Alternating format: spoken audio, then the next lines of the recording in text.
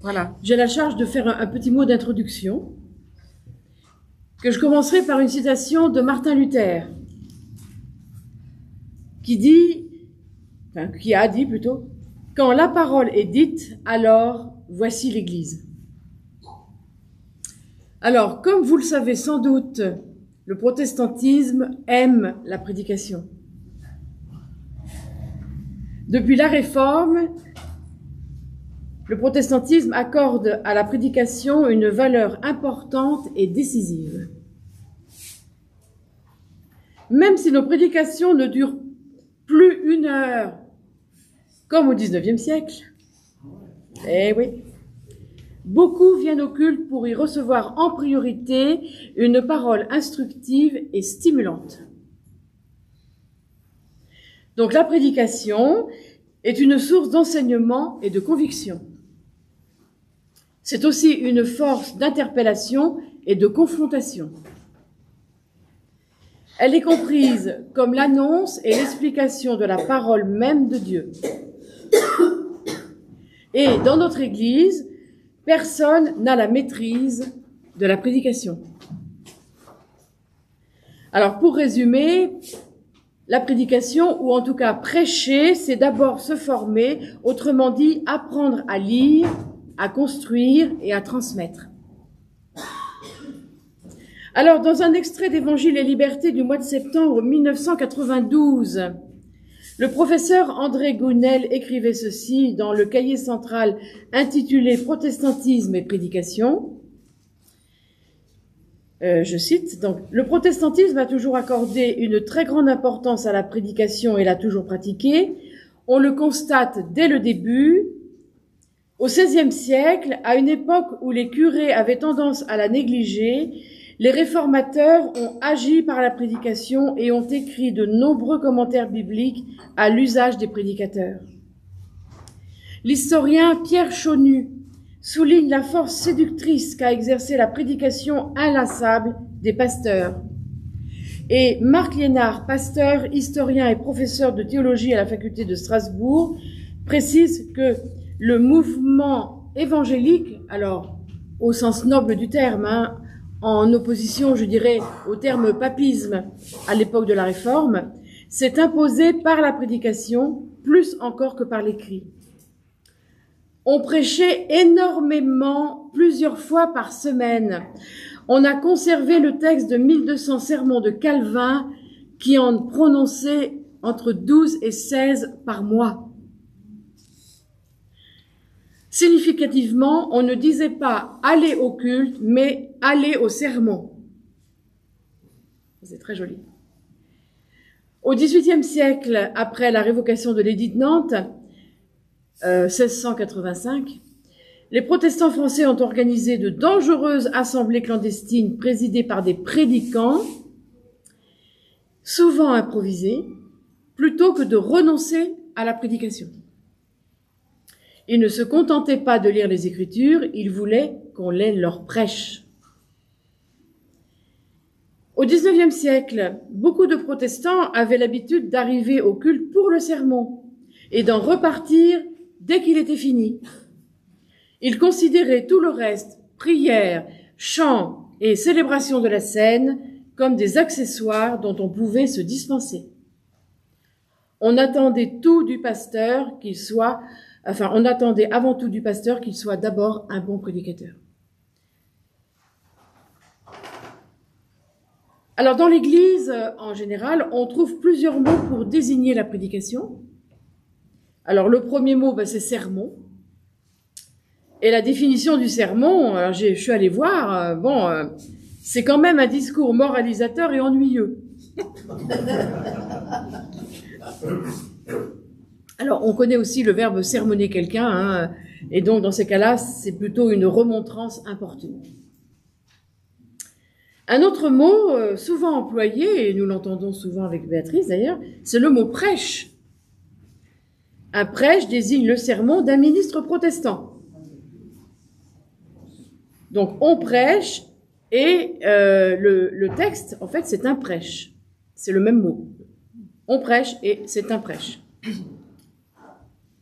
Il y a encore un autre mot, c'est le mot homélie que vous entendez de temps en temps, qui veut dire étymologiquement en grec c'est homilia, cela veut dire une conversation. Une homélie est une instruction familière sur la religion et principalement sur l'évangile. Et ce sera une prédication sur l'évangile dite au cours de la messe. Et d'ailleurs, je trouvais toujours intéressant que dans nos cours de théologie à la faculté, eh bien, on avait des cours d'homilétique, qui donc sont des cours avec lesquels on apprend plus ou moins à prêcher. Alors, une homélie, j'ai découvert aussi que c'était une lecture du bréviaire, extraite des homélies des pères de l'Église, et qui se dit à l'office des lectures. Et alors, il y a encore un autre mot que là j'ai découvert en préparant cette petite introduction, c'est le mot prône.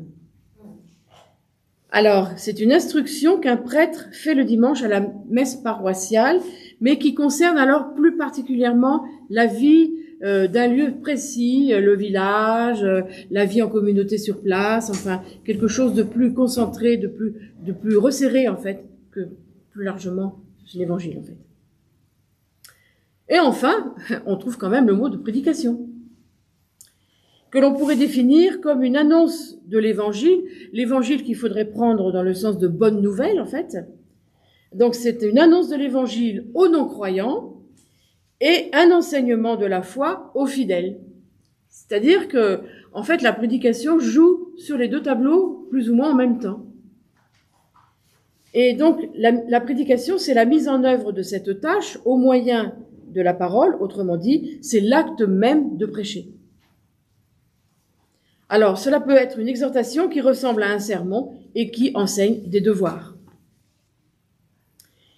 Et alors, il existe aussi un autre verbe que prêcher, qu'on emploie de temps en temps et on l'entend de temps en temps, c'est prédiquer. Et quelquefois, moi je l'ai entendu pas mal ici, aujourd'hui, vous avez bien prédiqué, ou vous avez mal prédiqué, ça dépend des jours. Et donc, voilà. Mais prédiquer, je ne connaissais pas vraiment ce terme-là, en fait. Alors, il y a certainement mille et une façons de prêcher, et il y a autant de théologie que de prédicateurs, en fait. Mais il y a tout de même des éléments communs qui organisent cette pluralité des styles et des contenus. Donc la prédication protestante s'inscrit dans ce cadre théologique particulier qui est celui de la Réforme, et la Réforme a balisé la prédication par une série de principes fondamentaux. Ce ne sont pas des dogmes, mais des points de repère qui marquent la spécificité du protestantisme. Et le premier principe, c'est l'écriture seule, ou sola scriptura. Et je pense que le Brunch libéral s'est déjà consacré à tous ces solis de la Réforme, et bien je vais en prendre en tout cas 4 pour la prédication. Alors, l'écriture seule ou sola scriptura, donc ce principe affirme la prééminence des Écritures sur toute institution ecclésiale et sur toute expression dogmatique. C'est à l'Église de se soumettre à la Bible, d'être sans cesse ressourcée et réformée par elle, et non l'inverse. À noter que l'écriture seule n'identifie pas le texte biblique avec la parole de Dieu, comme le précise Jean Calvin. Le texte devient parole de Dieu par le témoignage intérieur du Saint-Esprit à l'œuvre chez le lecteur que nous sommes. Le deuxième principe, donc la grâce seule, sola gratia, c'est un principe d'ordre donc théologique. Cette affirmation rappelle que le salut dépend de Dieu seul et non de nos œuvres ou de nos savoirs ou de nos sentiments religieux. Ce principe a pour effet immédiat de briser toute prétention à codifier la bonne et nécessaire relation à Dieu. Celle-ci ne se mérite pas et ne se limite à rien. La grâce seule rencontre un principe similaire que la Réforme va nommer la foi seule, sans faire de la foi une œuvre. Lorsque nous disons la foi sauve, en fait on fait de la foi une œuvre. En fait, la foi en réalité ne sauve pas, désolé de vous le dire, mais témoigne seulement que nous sommes sauvés. Et le troisième principe, c'est le sacerdoce universel.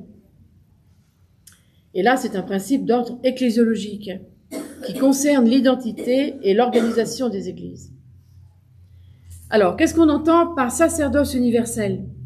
C'est toujours un peu compliqué. Mais en fait, cela rappelle que nous sommes tous des prêtres. Il ouvre à chacun l'accès de la Bible et à sa compréhension, sans passer par l'intermédiaire d'un clergé et de son interprétation normative. Et donc la prédication devient l'affaire de tous. Chacun est autonome et responsable devant la Bible. Et c'est cette autonomie et cette responsabilité individuelle accordée à tous qui ouvre à chacun l'accès de la chair. Ce principe a pour autre effet de promouvoir une véritable pluralité d'interprétations bibliques et théologiques. Et en fait, une prédication est toujours une prédication parmi d'autres prédications. Elle ne peut d'elle-même contenir l'intégralité de l'Évangile. Mais une prédication ne peut en interdire une autre. Le sacerdoce universel inscrit cette pluralité au cœur de l'Église en plaçant toutes les interprétations à égale distance devant la parole. Et enfin, le quatrième principe, à Dieu seul la gloire, soli Deo gloria. Alors, si le premier principe, l'écriture seule, affirme la primauté de l'Évangile sur toute institution et tout dogme, si le deuxième principe affirme que le salut par la grâce brise toute prétention humaine à gagner son salut et à dicter à d'autres le comportement juste devant Dieu, le troisième principe, le sacerdoce universel, empêche la formation de spécialistes qui canaliseraient l'Évangile pour se l'approprier. Alors ces trois principes, nous pouvons les placer sous le quatrième, à Dieu seul la gloire, c'est-à-dire que c'est Dieu qui a la primauté sur toute institution, tout individu et toute œuvre. En fait, la prédication ne fait rien d'autre que d'annoncer ce Dieu qui échappe à toute maîtrise, qui excède toutes nos dimensions intellectuelles et spirituelles. Et le prédicateur est dépassé par l'Évangile. Et donc, être prédicateur, c'est être le premier auditeur de la prédication. Alors, l'évolution de la compréhension de la prédication ne s'est pas faite tout de suite. Il y a toute une progression qui se fait petit à petit, de siècle en siècle, pour passer du sermon moralisateur, je vais dire, à la prédication peut-être plurielle ou ouverte, je ne sais pas comment. Et en fait, c'est une passerelle pour passer la parole à Béatrice. Merci beaucoup Agnès, Voilà. Merci pour cette belle introduction sur la prédication. Ce matin, nous aborderons à la suite de cette introduction assez générale sur la prédication protestante, la question de la prédication libérale. Qu'est-ce que serait une prédication libérale par rapport à la prédication classique, enfin la définition classique de la prédication dans la Réforme? Il me semble que là c'est intéressant parce qu'il y a beaucoup de choses sur lesquelles justement je vais être amenée à dire pas l'inverse, mais presque. Oui, mais parce que c'est repris justement, ça a été beaucoup transformé par le libéralisme et on s'est aperçu à l'usage, si j'ose dire, qu'il y avait des principes là qui étaient importants, mais qui devaient peut-être être dépassés pour pouvoir offrir une ouverture plus grande dans nos églises. Alors, qu'est-ce qu'une prédication libérale? Je partirai de cette affirmation: nous sommes d'une religion non pas du livre, mais de la parole. C'est ce principe que je proposerai en premier pour parler de ce que pourrait être une compréhension libérale de la prédication. Et je partage sur ce point l'avis du théologien Bernard Raymond, qui écrit: pour la Bible, en particulier pour l'évangile de Jean, c'est le Christ et non un livre qui est parole de Dieu. Le Christ venu en la personne de Jésus qui a parlé, que l'on a écouté et non point lu. Aussi, je proteste chaque fois que l'on me présente le christianisme comme une religion du livre. Je le vois bien plutôt comme une religion de la parole vive. Parole qu'est le Christ lui-même, qui s'est d'ailleurs exprimé en paroles dites et entendues, bien avant qu'elles ne soient écrites, voire imprimées.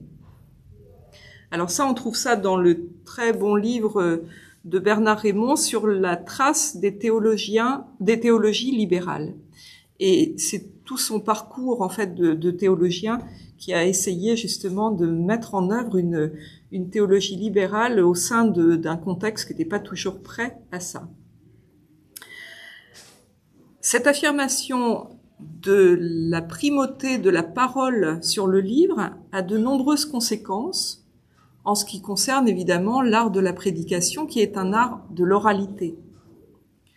Où commence peut-être et où finit une prédication? On peut se le demander.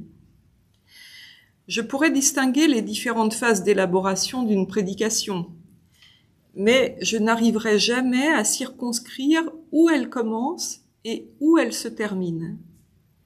Dans un livre destiné à former les futurs prédicateurs, Laurent Gagnebin, lui aussi professeur de théologie pratique, écrit « Prêcher, c'est ainsi écouter, enseigner, proclamer, interpeller ». Évidemment, je serais plutôt d'accord avec cette définition. Mais sur la question du verbe « écouter », s'il vient en premier, il ne faudrait pas croire que cette écoute commence dans la méditation qui fait naître les mots d'une prédication, la méditation de la Bible. Laurent Gagnebin l'écrit d'ailleurs très bien.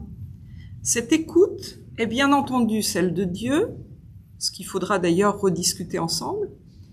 La préparation d'une prédication s'inscrit dans notre vie de croyant, dans l'ensemble de notre existence vécue en Dieu et avec lui. Notre prédication fait ainsi partie de ce dialogue qui donne à notre vie tout entière la dimension d'une prière.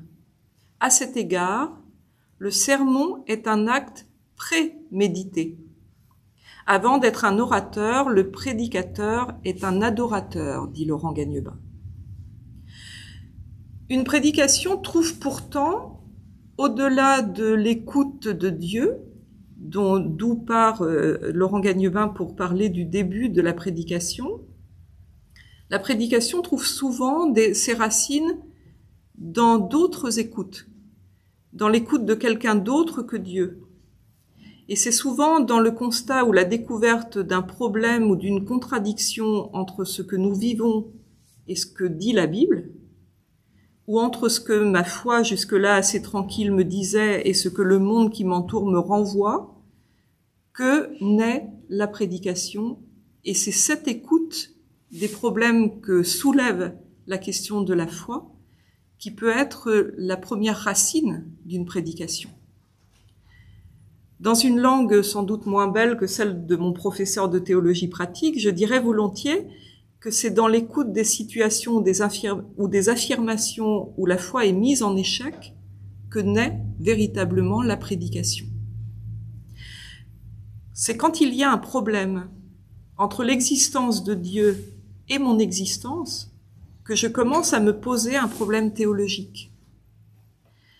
C'est sans doute pour cela que le travail pastoral qui accompagne la vie quotidienne du pasteur et la teinte de toutes les nuances humaines qui l'entourent est très souvent le terreau propice pour que germe une idée de prédication.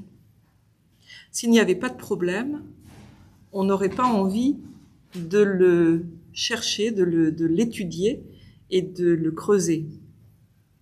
Écouter les autres, alors ça nécessite une problématisation à la racine de la prédication, ce qui n'est pas du tout le cas de toutes les prédications. Mais dans la prédication libérale, il me semble que c'est une racine très importante. Écouter les autres, son prochain, son frère, sa sœur en humanité, permet souvent de soulever une difficulté et de s'atteler à chercher à la comprendre. D'abord parce qu'on veut soi-même sortir de l'impensable de notre action ou de notre relation. Que s'est-il passé dans la rencontre et où était Dieu dans cette rencontre? Où était la théologie dans les mots que nous avons échangés? Quel problème théologique cela a soulevé? Ainsi, le prédicateur se prêche avant tout à lui-même, comme tu disais très bien tout à l'heure. Les prédications sont souvent lourdes de tout le métier pastoral qui les nourrit. C'est d'ailleurs pour ça que c'est très difficile, quand on est prédicateur laïque, de faire une prédication sans être implanté dans une pratique de l'écoute d'autres personnes. Ainsi, la prédication est-elle enracinée davantage dans le scepticisme sincère d'un croyant qui se voit bousculé dans ses convictions par le réel, que dans le lien d'une foi complète en Dieu, qui ferait que dans l'adoration, on trouve le sujet de la prédication.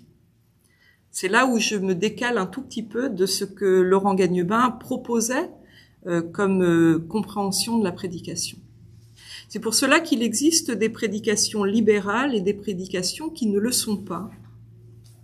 Celles qui le sont prennent en compte l'inadéquation entre l'assurance de notre salut, que la foi nous fait vivre intimement, et l'absence criante de salut autour de nous pour la plupart des situations de vie.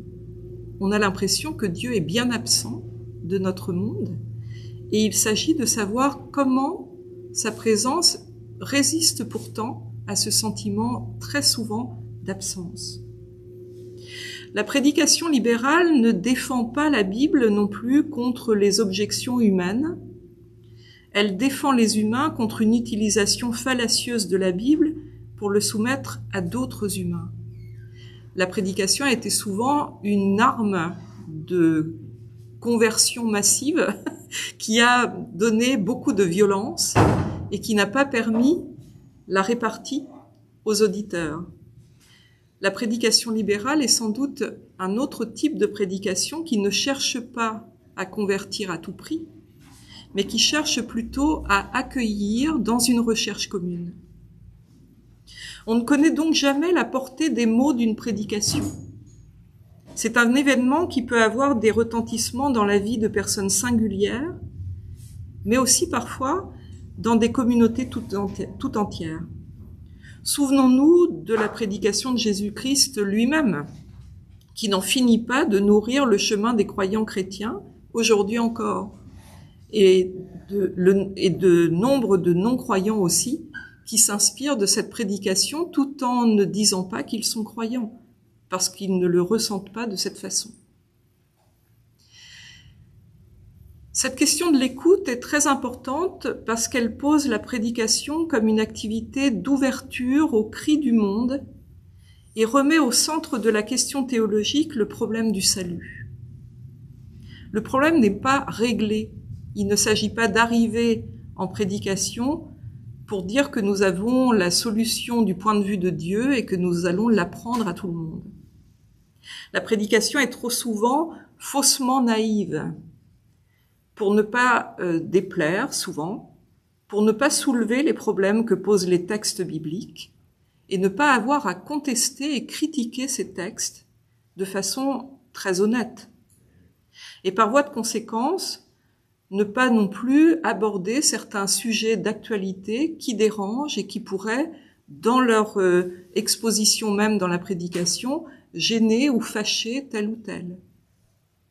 Cette naïveté, cette fausse naïveté, puisque le prédicateur sait qu'il est en train de contourner quelque chose de compliqué, cette naïveté est coupable, d'après moi, parce qu'elle ne rend pas justice à l'utilité de la théologie et en fait une matière comme inerte, bloquée dans la matière minérale de ses dogmes, où la Bible a toujours raison, où les textes bibliques disent forcément quelque chose de juste, alors qu'elle est, du fait même qu'elle aborde le croire plus que le savoir, le doute plus que les certitudes, une matière toujours à travailler et toujours en mouvement. Ainsi, je dirais que certains prédicateurs font de la prédication un lieu de tranquillité. Cette naïveté est aussi coupable parce qu'en n'abordant pas les problèmes du siècle dans lequel on prêche, on laisse entendre que Dieu ne sauve plus aujourd'hui dans ce monde, mais qu'il existerait dans le ciel de façon très lointaine et que les choses auraient été réglées bien avant nous. Affirmer que notre religion est une religion de la parole vive implique aussi une autre conséquence, celle de l'incarnation. Comme on l'a vu à l'instant, le prédicateur est inséré dans un monde qui le transforme et le questionne. Assumer ce questionnement, comme le travail majeur de la théologie, revient à ne jamais croire qu'une vérité toute nue est saisissable dans la Bible, mais que toujours ce sont des hommes et des femmes pris et prises dans leur monde qui ont parlé du salut de Dieu à leur époque, avec en eux les cris du monde qui résonnaient. Ainsi, ils ont parlé pétris de choses que nous ne connaissons plus et qu'il va falloir retrouver, transposer peut-être ou refuser aussi. La lecture historico-critique est pour cela l'outil majeur de la prédication libérale. Cela implique une lecture donc des témoignages anciens, à la fois historiques et critiques. Pas pour obtenir une information, une érudition sur l'histoire des hommes et des femmes qui ont fixé par écrit leurs témoignages de foi.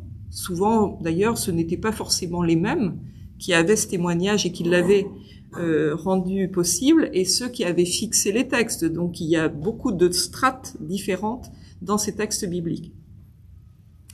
Mais souvent aussi, ils ont fixé leur scepticisme, c'est-à-dire que en écrivant des vérités impossibles à changer, ils disaient par là qu'il y avait matière à douter à cet endroit-là précisément, et c'est pour cela qu'ils avaient besoin de l'écrire. Il ne s'agit donc pas d'une érudition ou d'une connaissance historique, mais qui s'arrêterait à elle-même, mais une méthode qui permette de comprendre quels problèmes sont censés être réglés avec la théologie qui se déploie dans les textes pour des hommes et des femmes de cette époque lointaine, et ne pas être dupe des buts recherchés par les auteurs de ces textes, qui étaient souvent tour à tour des prédications, des plaidoyers, des apologies de Jésus, souvent dans des contextes où on ne voulait pas recevoir Jésus, des discours politiques, dans des contextes où le christianisme était contesté, des mémoriels pour des communautés, dans un contexte où il fallait apprendre et acquérir la connaissance de ce que le Christ avait enseigné, ou encore des actes de parole identitaires où il fallait s'affirmer contre d'autres sectes religieuses qui avaient, elles aussi, beaucoup de succès. Cette méthode historico-critique n'a d'intérêt pour le prédicateur que s'il ne s'y arrête pas, mais qu'il poursuit son audace jusqu'à aller regarder ce que nos témoignages de foi contemporains comportent de problèmes, d'anachronismes, d'idéologie. Si nous utilisons les témoignages anciens à des fins de preuve pour une théologie d'aujourd'hui, nous sommes évidemment dans l'erreur. Il n'y a là rien à prouver. La lecture historico-critique implique ce pas de côté qui permet de ne pas être servile à une autorité supposée de la Bible. On a parlé tout à l'heure du sola scriptura qui pourrait devenir une autorité sclérosante. Une autorité supposée de la Bible qui est toujours multiconfessionnelle et ne peut faire autorité dans nos paroles et nos actes que très indirectement. Ceux qui croyaient avant nous n'ont pas cru de la même façon que nous. Et nous sommes au bénéfice de beaucoup de traditions très différentes dans la Bible, et il ne s'agirait pas d'en choisir une plus que l'autre en faisant comme si toute la Bible était écrite d'un seul tenant. La Bible est une bibliothèque.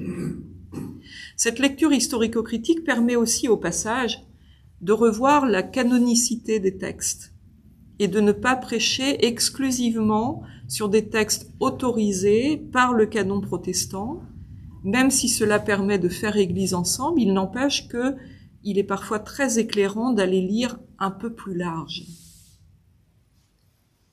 Cette exigence méthodique oblige bien sûr le prédicateur à une certaine rigueur Et c'est sans doute pour cela qu'on taxe si facilement les prédicateurs libéraux d'intellectuels de la foi, comme si c'était une tare et que le cœur valait mieux que la raison. Mais c'est justement à cause du cœur et de la conscience individuelle et de l'engagement individuel, de l'être entier du prédicateur, de sa probité, de sa liberté, de son courage et de sa foi, que le prédicateur libéral est un chercheur méthodique. Si vous reconnaissez que la Bible a en elle-même une autorité telle que tout ce qu'elle contient est vrai pour nous aujourd'hui, alors vous n'avez pas besoin de méthode, il suffit simplement de lire les textes bibliques et de dire voilà, c'est comme ça. Vous lisez la Bible devant un auditoire qui, s'il conteste dans son cœur ce qu'il entend, est accusé d'être rebelle à la parole de Dieu toute puissante, et pour prêcher, vous affirmez une application directe de ce qui est dit dans le texte, sans chercher à le contester ou à le mettre en perspective. Ce n'est pas ce que la Réforme a fait. Sinon, comment pourrait-on lire que les femmes se taisent dans les assemblées? De plus, vous pouvez crier très fort et le tour est joué. L'autorité de la Bible se retrouve incarnée par vous. Vous êtes en train de dire, comme Jésus le faisait lui-même à son époque, des vérités qu'on ne peut pas contester. C'est une autre façon de prêcher, mais c'est pas la façon libérale. La prédication libérale est donc toujours un acte de courage parce qu'elle remet en question les autorités jusque-là incontestées. On comprend ici que distinguer la forme et le fond d'une prédication n'a plus aucun sens en régime libéral. On peut écrire tout avant de prêcher, dire les mots avec véhémence ou ne rien écrire du tout et improviser une prédication en la chuchotant presque. On peut l'écrire pour la dire, en la lisant un peu ou en l'ayant apprise par cœur. On peut la déclamer comme un poème ou la dire comme un exposé scientifique. La prédication engage toujours celui ou celle qui la prononce. Et c'est sûrement pour cela qu'elle est tellement impressionnante pour celui qui a à la faire. Qu'il ou elle le veuille ou non, il faudra que le prédicateur ou la prédicatrice l'incarne. Et c'est dans la brèche qui apparaît entre celui ou celle qui dit et ce qu'il ou elle dit que le risque est grand. Il arrive qu'on ne soit pas aligné avec sa propre prédication parce que dans son être, on est blessé par d'autres choses, parce qu'on est éprouvé ailleurs par d'autres choses, parce que la prédication nous a révélé quelque chose que l'on n'aura pas pu fouiller jusqu'au bout, parce que l'assemblée n'aura pas complètement admis l'autorité du prédicateur et le mettra en examen plutôt que de l'écouter. Il y a énormément de contextes qui font que la prédication et le prédicateur peuvent ne plus coller ensemble et cette brèche-là se voit toujours. L'inadéquation entre l'un et l'autre est terrible et s'explique souvent par la peur. La peur de choquer parfois, la peur de se tromper toujours, la peur de décevoir, la peur de ne pas séduire, et là c'est une grave erreur, la peur de ne pas convaincre, bref, toutes ces peurs qui accompagnent l'acte de parole vive. Ainsi, que cherche la prédication libérale? Peut-être justement pas à avoir raison au-dessus des autres. Et c'est là le grand changement par rapport à des prédications véhémentes qui annonçaient des choses sans vouloir les discuter, le moins possible en tout cas. Il s'agit plutôt de rejoindre chaque personne de son auditoire dans son existence et de s'inclure donc dans le bénéfice de la prédication. La prédication est alors une recherche partagée, un chemin fait ensemble et non un enseignement de celui qui sait vers celui qui ne sait pas.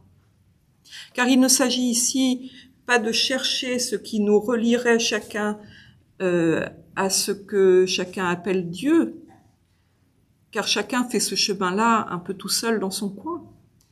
Mais il s'agit plutôt là de se créer ensemble une culture commune. Il ne s'agit pas tant de chercher un savoir commun, comme le fait un discours pédagogique, qu'une recherche de relations possibles entre chacun et Dieu ou le divin, entre les uns et les autres au nom de ce divin, c'est-à-dire chercher ensemble ce qui est notre croire et essayer de regarder ce qui peut être commun ou non, regarder aussi ce que soulève ce croire comme difficulté en nous. Si cette relation est incarnée par la personne de Jésus comme archétype de la relation croyante, c'est lui notre modèle en quelque sorte, la prédication libérale ne ramène pas tout à Jésus explicitement, même si son modèle préside à beaucoup d'éléments dans une prédication, notamment la portée éthique du discours, qui est souvent ramenée à l'éthique qu'a proposée Jésus lui-même, mais à travers les textes bibliques qu'il faudra critiquer. Il s'agit donc plutôt d'incarner une parole avec le souci de toujours se souvenir que nous ne savons pas Dieu. La prédication libérale cherche donc à proposer une voie vers Dieu ou son salut parmi d'autres. Comme tu disais tout à l'heure, aucune prédication n'exclut l'autre, et sans jamais oublier qu'il y en a d'autres et qu'elles peuvent être aussi légitimes. C'est donc un discours ouvert qui n'empêche pas les autres interprétations. Le prédicateur libéral ne doit pas négliger les autres religions qui sont autant de voies vers Dieu à travers d'autres voies VOX pour s'exprimer, et de plus, il n'oubliera pas qu'il y a beaucoup de façons de recevoir sa prédication et qu'elle n'est jamais univoque au sein d'une assemblée, ni chez la même personne.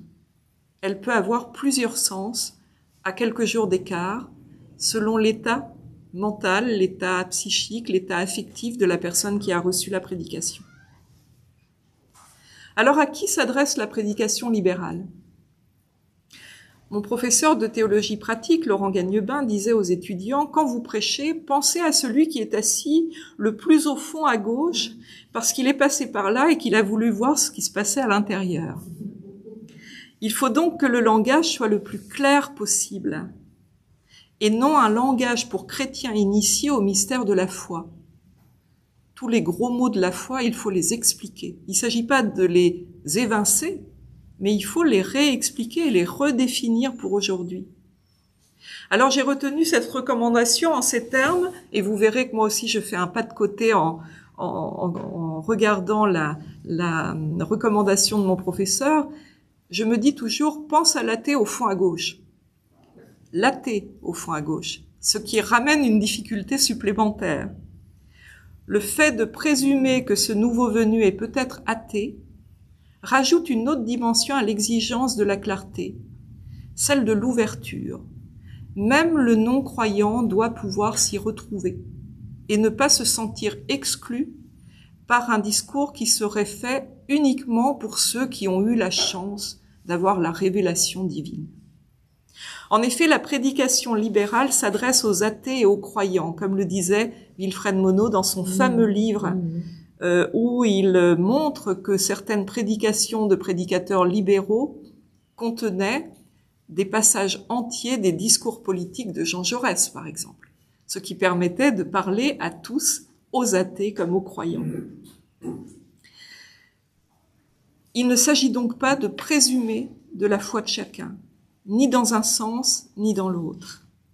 Les piliers du temple, qui sont là depuis 40 ans dans le culte, peuvent être dans un grand doute à certains moments quant à la présence de Dieu pour eux, et au contraire, les nouveaux venus, qui ont juste vu de la lumière et sont rentrés, peuvent être animés par une recherche très grande ce jour-là et être très perméables au discours qui est dit. Le prédicateur ne le sait pas et ne doit pas en préjuger. Il doit dire des choses qui sont audibles par le monde qui entoure le temple et ne pas se contenter d'un entre-soi. Cette prédication est importante parce que cela veut dire que la théologie elle-même se laisse influencer par l'évolution du monde et n'y est pas hermétique. La tradition dans laquelle prêche le prédicateur libéral existe, mais comme une tradition qui se réinvente continuellement au contact du monde dans lequel elle est. Quelle prédication pour quelle transformation? Au-delà de cette ouverture, la prédication est un acte créateur de parole, mais au sens de logos, c'est-à-dire de raison, de signification, de sens, donner de nouveaux mots pour comprendre la foi ou le doute. Et pour ce faire, le libéralisme a la liberté de recourir à toute forme de langage propre à faire émerger ce logos, ce sens, cette relation à Dieu, cette relation à la spiritualité. Les sciences humaines y sont des aides importantes parce qu'elles font entrer le texte en résonance avec les recherches que les sciences mènent pour faire ce chemin, pour elles aussi comprendre les relations humaines et les relations des humains avec le monde qui les entoure. Les sciences humaines sont donc très présentes dans les prédications libérales. Le langage de la prédication changera donc selon la transformation qu'il vise. Si nous sommes dans le contexte du dimanche matin avec une assemblée venue pour écouter un enseignement sur une théologie chrétienne dans un contexte protestant avec des textes de la Bible, la prédication sera à la fois un enseignement et une proclamation de l'espérance de salut que véhicule la théologie chrétienne.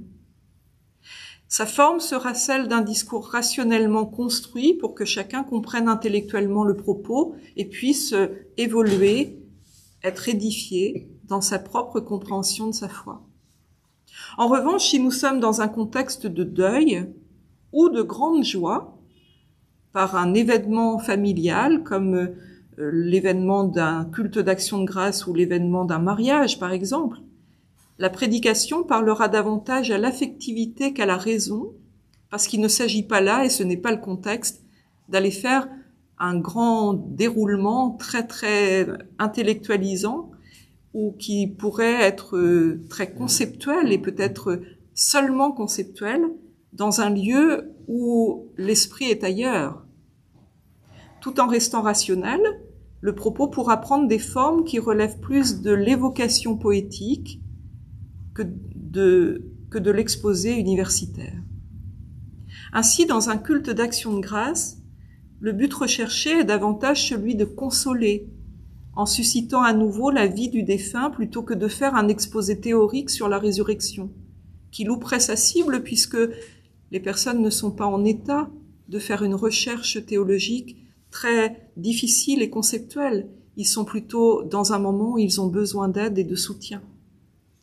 Dans un cas, nous sommes dans le temps de la compréhension, de la formation et du débat d'idées. Dans un autre, nous sommes dans le temps du réconfort et de la consolation par des mots qui rejoignent l'affectivité et deviennent des moyens d'expression de la vie qui s'est arrêtée pour la rendre de nouveau présente. Il y a donc un effet performatif de la parole qui fait que le défunt devient présent par la force des mots. Dans les prédications de mariage, il ne s'agit pas non plus de l'exposé théorique sur la théologie de l'alliance, mais plutôt de faire sentir dans un contexte de joie et dans la solennité d'un engagement la présence de Dieu auprès de celui et celle et ceux, puisque toutes les combinaisons sont possibles, qu'il bénit. Ainsi, la prédication libérale a tout loisir de s'adapter aux situations de vie des uns et des autres et n'est pas là pour affirmer la théologie d'une église, mais bien plutôt pour créer des mots pour dire des situations complexes dans lesquelles, sans la prédication, la présence de Dieu ne serait pas évidente. On part donc de la situation de ceux à qui l'on prêche, plutôt que de partir du texte biblique. La compréhension symbolique de la parole permet cette plasticité du discours et cette prise en compte de notre humanité dans son ensemble. La Bible nous en offre des exemples variés. Il y a dans la Bible des textes poétiques, comme le Cantique des Cantiques par exemple, le conte philosophique dans Job, ou bien encore les sentences incisives des proverbes, avec tout l'humour qui est dedans. Toutes ces formes, les interpellations des prophètes aussi, toutes ces formes, sans oublier la forme particulière des évangiles, et au milieu des évangiles, la forme encore plus particulière des paraboles, tous ces textes qui ont des formes très différentes constituent la bibliothèque des prédications du passé. Il y a aussi les lettres de Paul qui sont de véritables prédications. Et ce sont autant de formes littéraires qui prêchent la parole de Dieu dans des contextes variés et pour dire des vérités différentes ou semblables, mais de façon très différente. La prédication est donc une parole habitée, au sens où celui ou celle qui la prêche l'habite comme un lieu de vie, comme un lieu de révélation pour lui-même, et où les destinataires de cette parole sont invités à le rejoindre dans une hospitalité langagière. La prédication est une sorte de tente de la rencontre, où le prédicateur, l'assemblée et Dieu viennent se retrouver selon des modalités symboliques, où à la fois rien n'est fixé éternellement, et à la fois des choses éternelles s'échangent et se révèlent. C'est donc une halte dans nos vies, l'espace d'un campement dans notre nomadisme humain, pour élever au symbolique la matière qui constitue nos vies. Mais j'arrête là puisque je redeviens poétique. Voilà. Merci.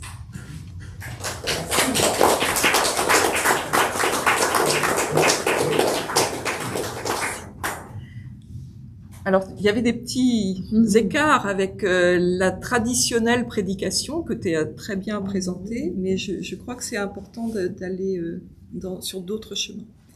Voilà, avez-vous des questions? Alors, si ça vous laisse quoi? C'est difficile. Alors, peut-être quelqu'un peut prendre le service d'apporter la parole aux uns et aux autres? S'il vous plaît. Est-ce que, Paul, peut-être que tu peux faire ça? Merci. Ça, c'est un micro. Voilà, tu le temps aux personnes qui veulent prendre la parole pour qu'on puisse enregistrer les prises de parole. Merci beaucoup. Merci. Richard? C'est très complet, c'est même étouffant tellement c'est riche. Pardon? Je suis au fond à gauche, je suis rentré ici pour voir. Ouais, voilà. C'est un témoignage. Alors, un présent du fond à gauche. Très bien. Alors d'autres... Oui? Pardon, Jean-Pierre. Oui, je suis entièrement d'accord avec les deux discours tels qu'ils ont été prononcés tellement bien. Il y a toujours quelque chose qui me gêne un tout petit peu. Ça commence toujours bien, mais... Presque rien. Qui me gêne toujours un peu.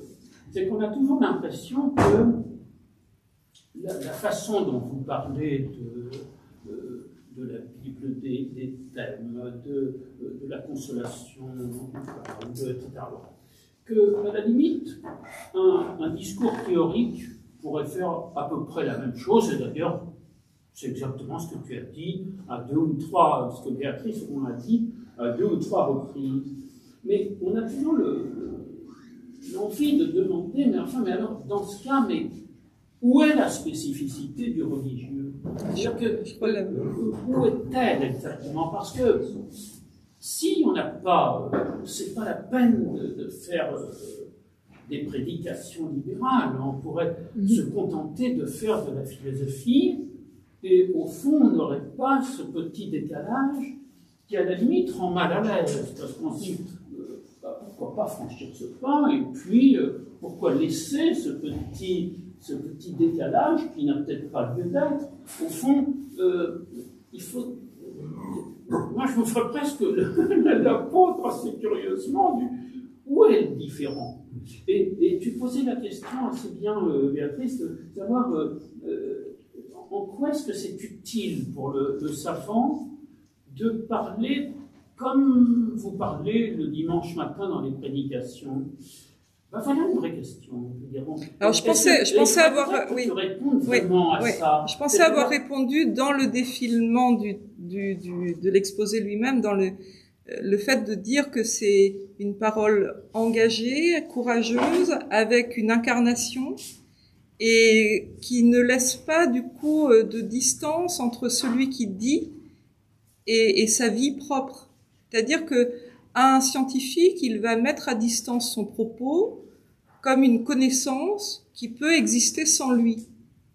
Une prédication, elle est incarnée par celui qui l'a dit, avec toute l'épaisseur d'humanité qui est autour du langage. C'est-à-dire qu'il y a quelque chose là qui n'est pas, qui est de l'ordre de sa foi propre.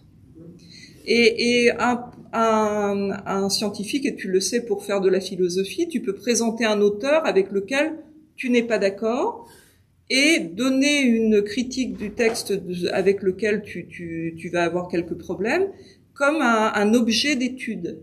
Alors que là, la prédication et le thème qu'on va aborder dans la prédication, ou les thèmes qu'on va aborder dans la prédication, sont pas tant des objets d'étude que des interpellations existentielles. Il y a quelque chose là qui est symboliquement sans doute plus engageant au niveau de la foi et au niveau de l'intimité que dans un discours scientifique et conceptuel.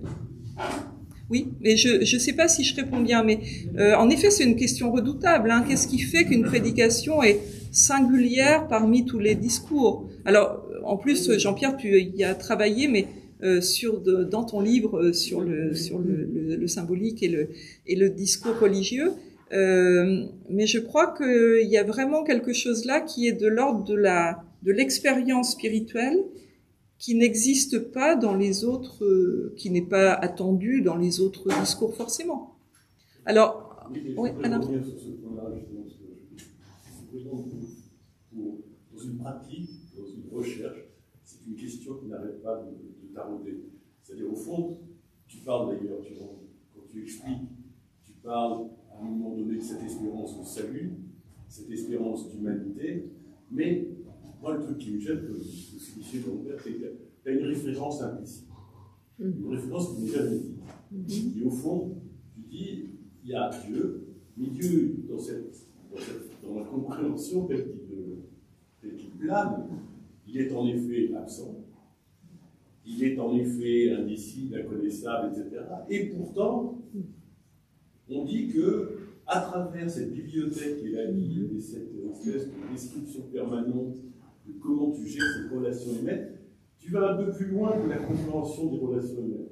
Il y a toujours une espèce de référence, et cette référence, je ne la comprends pas, non pas parce qu'elle ne correspond à rien dans mes analyses, ou dans ma recherche, mais parce que je ne sais plus, à t'entendre, qu'est-ce que tu mets derrière Dieu? Est-ce que tu mets une espérance d'humanité? Mais on n'a pas besoin de croire en Dieu pour avoir une espérance d'humanité.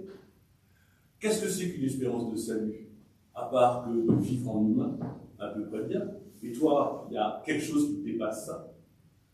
Je dis, moi je caricature exprès, hein, mais je suis un amas de cellules, avec un miracle qui fait que ces cellules arrivent à penser, à générer une pensée. Je suis poussière, je reviens poussière. Et au fond, tout se joue dans ce moment où j'ai une pensée. Parce que cette pensée, c'est ce qui permet de vivre en humanité, d'avoir des relations. Au-delà, tu vois, j'adhère à tout le discours, j'adhère à toute la problématique, j'adhère à ce questionnement permanent. Il y a une référence qui plane, et pour moi, elle est confuse parce qu'elle pourrait être hors un discours déiste. Je pourrais tenir exactement le même discours. Et là, la question que je me pose, c'est est-ce que je pourrais avoir la même pratique de recherche? Et ça, j'en suis pas sûr. Mais j'aimerais voilà. Pardonnez-moi, ça me confuse. Non, tout à fait. Mais tu dis exactement le positionnement libéral, c'est-à-dire qu'on ne clôt pas la question de cette référence parce qu'on ne définit pas Dieu et on ne définit pas ce que c'est que la foi. Alors, ça permet simplement d'ouvrir des voies de réflexion et des voies de recherche et peut-être des voies d'expérience spirituelles différentes, mais tout en sachant bien que quand on dit le mot Dieu, on ne sait pas très bien de quoi on parle. Et c'est pas moi qui dirais que je sais. Là, c'est clair. Mais le fait d'accepter ça comme une méthode même, donc un scepticisme méthodique qui permet justement de ne pas enfermer Dieu et de le laisser constamment agir, parler, transformer les choses sans qu'on fasse écran, et pour moi la loyauté du prédicateur. Tu vois, c'est là où j'ai peut-être le sujet de la question, c'est que tu aimes bien la dernière phrase que tu dis.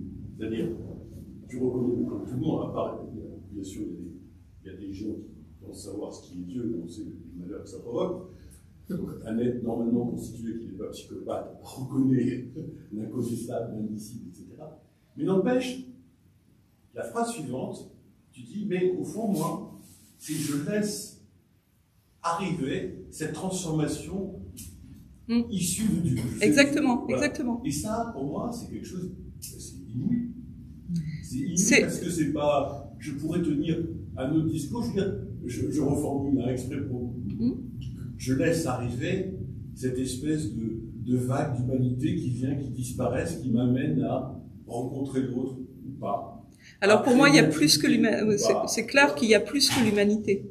C'est-à-dire que le fait de s'engager à être prédicateur relève d'une expérience d'une transcendance qui est au-delà de notre seule humanité. Il y a de l'éternité là-dedans.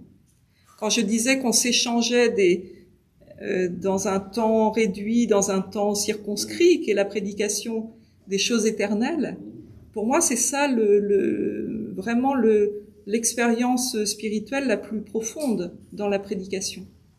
Et d'ailleurs, ça se reconnaît même pratiquement. Ce qui est très intéressant, c'est que dans la prédication, quand on commence à atteindre ce moment où on est ensemble dans une communion, où en effet il se joue quelque chose qui est transcendant par rapport à nous, qui est plus grand que nous et qu'on est en train de comprendre les uns et les autres, il y a pas le même silence. Et donc il y a un silence qui se creuse dans la prédication, qui est la place de Dieu pour moi.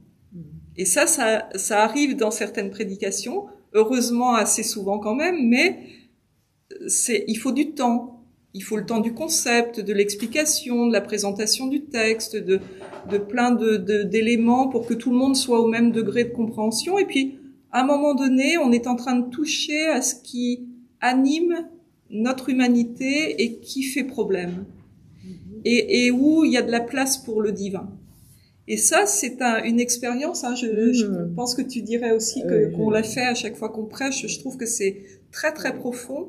On écoute l'assemblée écouter, on écoute le silence de l'assemblée. C'est un moment extrêmement beau, hein. C'est très nourrissant pour le prédicateur, parce qu'il a l'impression là d'avoir rejoint les autres et d'avoir été rejoint par eux. Et ça, c'est parce qu'il y a une grande solitude de la prédication. On monte à 3,50 m là à l'oratoire du Louvre, on est tout seul, enfin c'est redoutable. Les premiers mois ici, j'ai cru que j'allais y passer, quoi. C'était pas possible. Et même avec toute la bienveillance des personnes autour, on est dans un acte où il y a un risque énorme, alors que franchement, si on prêche ça ou ça, le monde va pas s'arrêter de tourner, enfin. Mais on le ressent comme ça parce que ça touche à quelque chose en soi, dans notre fort intérieur qui a mené toute notre vie. Et on va être en train de le partager. Et ça, je crois que c'est une expérience vraiment de haut risque. Où on se dit, mais évidemment, je vais pas être comprise. Je vais dire les choses à ma façon, avec ma foi, mais il y a de l'incommunicable là-dedans. Du coup, l'acte de communication se fait comment? Et est-ce que je vais parvenir à rejoindre dans ce silence profond les autres? Est-ce qu'on va y arriver? Est-ce qu'on va se retrouver? Et parfois, le discours passe complètement à plat.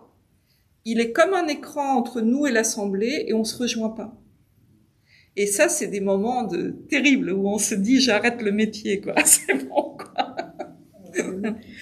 Oui, alors peut-être Adias, puis on pourrait juste compléter par le fait que le fait de présider un culte et de présider une prédication, c'est jamais acquis. Non, bien sûr. Vous pouvez pas vous imaginer les minutes qui précèdent le culte.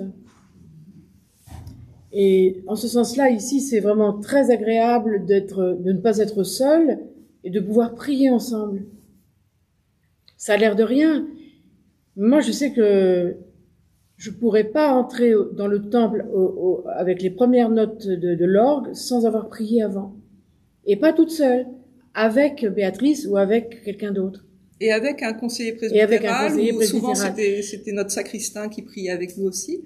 Et donc c'est très important. Ouais. Voilà, et parce qu'en fait, c'est la même phrase qui revient, c'est mais qui suis-je pour faire ce que je fais là à cet instant précis. Voilà. Et ça, je crois que il faut avoir ça dans le fort intérieur. Et un jour, quelqu'un m'avait dit, oh, mais tu verras, parce que je disais, moi, j'ai un trac fou, voilà. Et on m'avait dit, oui, mais tu verras, dans 30 ans, bon. Alors là, c'est pire encore. Et là, je me suis dit, mais non, c'est pas possible. Et en fait, le jour où j'aurai plus le trac du tout, il faudra partir, hein. Bon, là, je pars peut-être, mais en tout cas, j'ai quand même le trac. Ouais, ouais. Et ça, c'est parce que justement, on va partager quand même une parole qui est à la fois un peu la nôtre, mais pas tout à fait la nôtre. Enfin, on n'a pas la main dessus. On n'a pas la main dessus. Elle nous a été donnée et il faut pas qu'on la défigure en la redonnant à d'autres. Voilà. Et du coup, il y a une obéissance dans la prédication. Hein, on n'est pas tout seul en chair. On dit toujours ça. On n'est pas tout seul. Il y en a un qui surveille. Enfin, on a ce sentiment-là.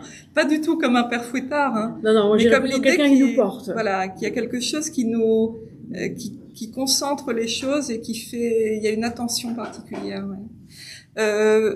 Peut-être Sidonie, tu voulais. Oui, alors il y avait Sidonie et Annie. Alors, faudrait donner le. Ah pardon. Excusez-moi. Elle a le. Ah oui. Alors. Alors, je m'y prends comme ça va? Oui. Eh bien, moi, je tenais quelque chose qui s'approche de ce qui a été dit. Le mot qui m'est venu progressivement, c'est le mot d'élévation. Je pense que le principe, justement, de la prédication libérale, c'est quelque chose qui, à partir du moment où ça donne une primauté, à l'écoute, déjà, de celui qui est venu pour entendre, qui a priori ne parle pas, et ça va ouvrir la voie à une élévation, et une élévation pas seulement par une parole reçue, par quelque chose qui serait asséné d'ailleurs, mais par une progression collective et un chemin qui vient d'être dit, et un chemin qui peut être concrètement ascensionnel, intérieur, peut-être sans doute aussi même du pasteur, parce que je pense, pour avoir eu à parler en public, je sais que la parole en public, elle est prévue, elle est organisée, mais quand l'échange est juste et fructueux avec l'auditoire, on améliore aussi ce qu'on voulait dire, on touche plus profondément le sujet. Oui. On apprend. J'ai le sentiment, alors ça me faisait sourire un petit peu parce que Béatrice parlait des 3,50 m au-dessus de la santé, qui est en bas. Et là, je pense que c'est un moment où ces 3,50 m deviennent diffus. Oui. Tous progressent ensemble vers un état qui peut être différent quand même pour les uns et les autres, parce que tout le monde n'est pas au même point du chemin. Oui, et puis dans le même état d'esprit en arrivant là, et on est traversé de plein de choses quand on écoute un discours. On arrive à une élévation commune, et qui est en fait ce qu'on est venu chercher, qu'on le sache ou non d'ailleurs, qu'on soit là en passant ou qu'on soit venu par habitude, par besoin.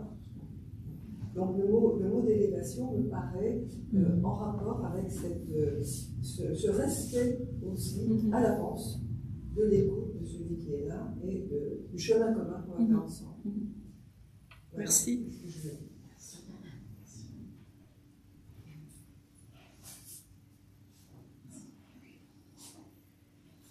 Alors, j'ai entendu que la prédication engage celui, j'imagine celle aussi. Bien sûr, bien sûr. Qui la prononce. Quand j'entends ça, j'entends que ça engage tout le vécu, le penser, le ressenti, enfin toute la personne. Vraiment, tout ce qu'elle est. J'ai entendu aussi que dans cette prédication, il s'agissait aussi de mettre en parole la question de Dieu dans les rencontres avec les autres. De ça, il me semble, moi, vous allez me dire si je me trompe, naît chez chaque pasteur une théologie qui est la sienne, et une manière aussi, un style, on va dire ça comme ça. Du coup, comment faites-vous quand vous allez prêcher dans des paroisses où vous n'entendez pas les autres et les gens qui forment cette paroisse, qui habitent cette paroisse?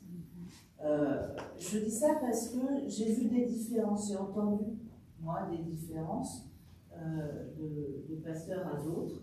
J'ai entendu des pasteurs qui semblent tenir toujours un peu la même théologie, le même langage, peu importe où elles vont, et où ça a l'air central pour eux ou elles. Et puis j'en ai entendu d'autres qui, des fois, moi, me semblaient dire des choses contradictoires entre ce qu'elles disaient, ou ce qu'ils disaient dans la paroisse où ils étaient attachés, et dans d'autres paroisses. Et voilà, donc c'est ça que je viens interroger. Je ne sais pas comment on l'interroge. C'est ça que je viens interroger. Comment vous vous débrouillez avec ça? Alors, il y a une honnêteté et intellectuelle. Non, tu peux redonner à Paul. Ouais. Il y a une honnêteté et intellectuelle et spirituelle surtout qui fait que on dit pas l'inverse de ce qu'on croit parce qu'on est ailleurs. Enfin, pour moi, ce serait plutôt ça. Oui. C'est-à-dire que je peux aller dans une paroisse qui n'est pas du tout libérale. Je ferai une prédication la même qu'ici, avec peut-être des formes différentes, mais dans la forme. Pas dans ce que je veux exposer. Mais dans la forme, peut-être que j'expliquerai davantage des choses qui vont facilement être audibles ici, parce qu'il y a une certaine habitude de la prédication libérale ici, et que le doute et la critique des textes bibliques passent très bien. Et peut-être que je prendrai des précautions pour ne pas heurter, pour ne pas provoquer, pour ne pas faire de mal à l'auditoire, parce que la prédication peut aussi faire du mal à l'auditoire. Et donc, il faut faire toujours attention. Si les gens sont convaincus que tout ce qui est dans la Bible, c'est vrai, et qu'il faut le prendre tel que, et qu'il faut être littéraliste, si je vais prêcher dans une assemblée comme ça, je vais amener la réflexion sur la question de la critique de la Bible, mais je vais le faire avec toujours les précautions qui visent à dire que il est possible de penser autrement, il est possible de lire la Bible autrement. Et donc, ouvrir le maximum à des courants différents et faire en sorte que la prédication ne soit pas violence. Parce qu'en fait, c'est le risque, toujours. C'est de faire comme si notre façon de faire était une évidence et la seule. Et donc, si on le fait sans y penser, on a tendance à faire ça, parce que on voit pas où est le problème, puisqu'on voit de son point de vue à soi. Donc bon, et donc il faut apprendre à avoir d'autres points de vue, à se dire mais je dis ça. Quelqu'un qui est dans cette situation-là peut en être très heurté, donc je peux pas laisser ça comme ça. Il va falloir que dans ma phrase, je fasse attention à huiler le truc pour que ce soit audible, ne serait-ce que ce soit audible.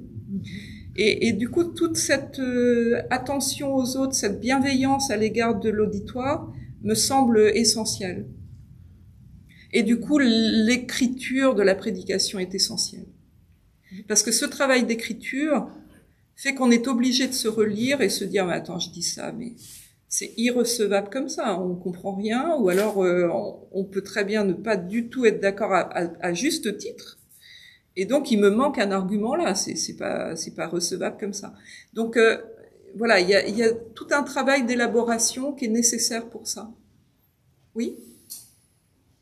Et du coup, comment faites-vous ou que faites-vous de ces auditeurs, ces auditrices anonymes de l'autre côté de YouTube? Ah oui. Alors, ouais. Oui, ça c'est une. Ouais. C'est On une vraie est question. toujours heureux quand ils se manifestent, on vous le redit. Manifestez-vous par des mails, par des messages et tout, ça nous arrive de recevoir des lettres, de recevoir des messages qui nous disent ce que les personnes ont reçu dans les prédications qu'on dit. Tout ça, ça va passer essentiellement par la forme. Je crois qu'on garde le fond, mais on va prendre un soin particulier à choisir des images ou des comparaisons ou je ne sais pas, enfin suivant le texte, pour que ça parle avec un vocabulaire aussi qui va parler à un certain type d'auditoire. Moi, j'ai fait cette expérience-là pendant 5 ans dans une paroisse où j'ai été nommée il y a plusieurs années, où la moitié de l'auditoire était vraiment fondamentaliste et l'autre moitié était carrément libérale. Bon, ça faisait du remue-ménage dans la paroisse, je ne vous le cache pas. Mais d'ailleurs, c'est une des raisons pour lesquelles j'avais été envoyée sur place, pour essayer justement de refaire du lien entre les deux tendances théologiques. Bon, j'ai marché pendant 5 ans sur un fil comme funambule. Ça, c'est clair. Ah, oui. Parce que il y avait des images que je pouvais employer qui étaient absolument insupportables pour certaines. Donc voilà. Alors, c'est un travail de funambule. Et ben, c'est l'exigence de la prédication, hein. On fait attention à tout ça. On essaye de prendre en compte tout ça, là, à l'endroit où on se trouve. Et moi, alors, je vais plus que Béatrice prêcher dans des paroisses extérieures, mais je joue, en fait, enfin, avec cette manière de faire, parce que, comme je connais pas, j'ai pas le temps de connaître mon auditoire, ben, j'imagine qu'il va y avoir, différentes tendances qui sont de toute façon présentes. Et ça fait aussi la richesse de notre protestantisme. Même à l'oratoire, de toute façon, il y a des personnes qui ont des tendances théologiques complètement très différentes et voire même opposées. Vous seriez surpris, on n'est pas du tout sur une unité théologique à l'oratoire, beaucoup moins que je pouvais l'imaginer en fait. Mais du coup, ben voilà, alors on essaye de jongler avec ça, mais dans le sens noble du terme, c'est-à-dire que voilà, ben comment on peut dire ça et ça d'une manière complémentaire. Simplement pour dire que j'ai été très surprise en les premières prédications que j'ai entendues par leur profondeur. Je dis, mais c'était vraiment intellectuel tout en étant compréhensible, les intellectuels de la foi. J'adore la formule. Et aussi par, quand c'était possible, parce que c'est pas tout. Vous en avez parlé par l'ouverture sur notre monde. C'est ça. D'ailleurs, j'ai commencé, avant de venir ici, j'ai commencé par lire des prédications lues entre 40 et 40, prononcées entre 40 et 44. Je veux dire que ça, comme celle, tenez, on en a parlé, on a commémoré, il y a eu une dépôtière d'hier sur, et ça a commencé par des prédications. Alors, il y a peut-être des paroissiens qui disent, oh, mais qu'est-ce qu'il fait? Il est fou, mais... Non, mais tout à fait. Alors, c'est ça marquait quand même un certain courage, un engagement. Alors, oui, c'est ça, oui. Quand vous avez parlé de la prise des dettes aux oreilles, celle-là, je l'attendais pas. Si. Dans le christianisme social, ça a été un style vraiment, hein, ça. Hein. La prédication est un acte politique. Je l'ai pas assez dit là. Ça veut dire aussi que quand on arrive dans une paroisse où on n'a pas la connaissance du lieu, on a au moins la connaissance du monde dans lequel on vit tous à ce moment-là. C'est-à-dire que si on est dans l'espace français, au moment où il se passe des choses dramatiques autour de nous, prenant ce sujet-là, on va faire un lien d'emblée avec ceux qui écoutent parce qu'ils sont concernés aussi. Enfin, voilà, on arrive hors sol de la paroisse, mais on n'est pas hors sol de la culture dans laquelle on est et de l'actualité dans laquelle on prêche. Et donc, alors souvent on dit, mais la prédication, il faut s'abstenir de faire de la politique. Mais c'est un acte politique. On a évidemment une parole qui a un ancrage dans un engagement particulier dans le monde qu'on habite. C'est une évidence. Donc, comment dire, et puis les textes bibliques sont des textes politiques. Je vous renvoie au texte de Vouga, qui a écrit un livre en 2016 sur la question de la Bible comme texte politique. C'est très important d'avoir ça en tête. François Vouga a fait un livre sur les évangiles comme texte politique. Je crois que c'est vraiment important de l'avoir en tête. Ce sont des auteurs qui sont constamment dans des controverses politiques et qui ont à affirmer l'existence d'une communauté dans un ensemble politique où on ne veut pas d'eux la plupart du temps. Donc il y a des polémiques politiques très rudes quand on lit l'évangile de Jean. Ça n'est que ça. Et dans un contexte où le religieux et le civil n'étaient pas toujours coupés. Donc en fait, on est en pleine politique. Est-ce qu'on a la religion de l'empereur ou pas? Est-ce qu'on a la religion des juifs pharisiens qui sont dans la synagogue d'à côté ou pas? Donc tout ça est un problème politique. Et je crois qu'on a vraiment le devoir de s'intéresser à cette question politique, tout simplement parce que nous sommes citoyens du monde, on n'est pas citoyens du paradis, on n'est pas dans les cieux, on est dans le monde. Et donc je crois que c'est très très important de rappeler cette dimension-là. Et peut-être que c'est de ça dont on peut partir quand on est un peu hors sol comme ça, quand on arrive dans une paroisse où on ne sait pas très bien que prêcher. Avec un peu de chance, les gens nous disent quelle est l'actualité de la paroisse, mais pas toujours. Mais pas toujours, non. Et puis on est surpris parfois de l'auditoire qu'on a ce jour-là et de la diversité des parcours des uns et des autres.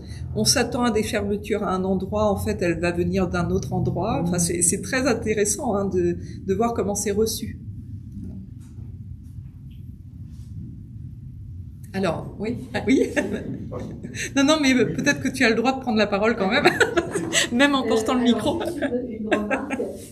En vous écoutant, je pensais à une émission qui s'appelle Les Regardeurs, que j'aime beaucoup, sur France Culture, et dont le principe, c'est de dire l'œuvre d'art, elle est autant le résultat de l'artiste que de celui qui le regarde. Oui. Et donc en vous écoutant, j'ai l'impression que c'est aussi un peu la même chose pour la prédication, qui finalement est autant l'œuvre, oui, je peux parler d'œuvre de celui qui l'a dit, que de celui qui la reçoit et qui va quelque part refaire une prédication oui. de son côté.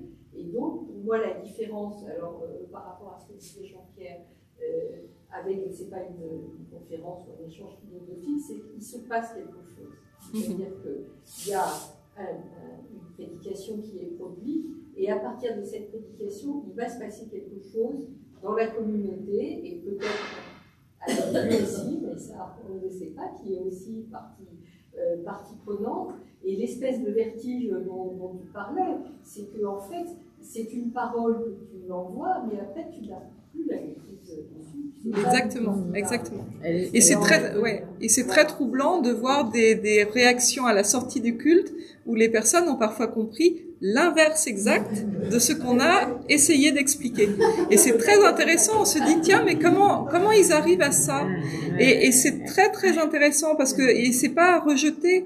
C'est l'idée que on a dit ça et on n'avait pas du tout pensé que ça pouvait être pris dans l'autre sens. Et c'est très très intéressant de voir comment c'est vécu.